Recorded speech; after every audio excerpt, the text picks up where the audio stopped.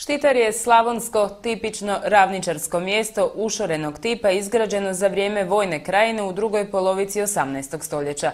U mjestu postoje dvije crkve Svetog Mateja, međutim ona starija nije funkcionalna već 30 godina. No mogla bi postati uskoro, čak možda već krajem aktualne godine, bude li se njezina obnova započeta još 2010. godine razvijala sukladno željama i planovima mjesnog župnika Marka Rendulića. Stara crkva Svetog Mateja najpoznatija je i najznačajnija građevina u Štitaru, objekt koji se nalazi u registru spomenika kulture na popisu preventivno zaštićenih kulturnih dobara. Izgrađena je u doba klasicizma, dakle potkraj 19. stoljeća, a nije u funkciji već 30 godina.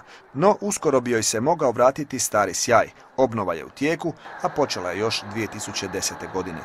Dosad su obnovljena 4 oltara, krstionica, križni put, većina zidnog oslika u crkvi je obnovljena. Trenutno se rade pod, grijanje, struja kao i glavni oltar Svetoga Mateja, a kako je u crkvi mnogo umjetnina koje zahtijevaju stručnu i nimalo jeftinu restauraciju, iznos za njezinu potpunu obnovu piše se s mnogo nula.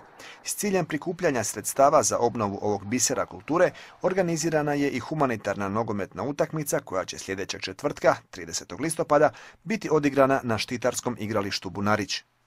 U tom projektu kog sudjeluju kao gosti su glavne humanitarne zvijezde, hrvatski nogometni reprezentativci i domaća nogometni klub Sloga.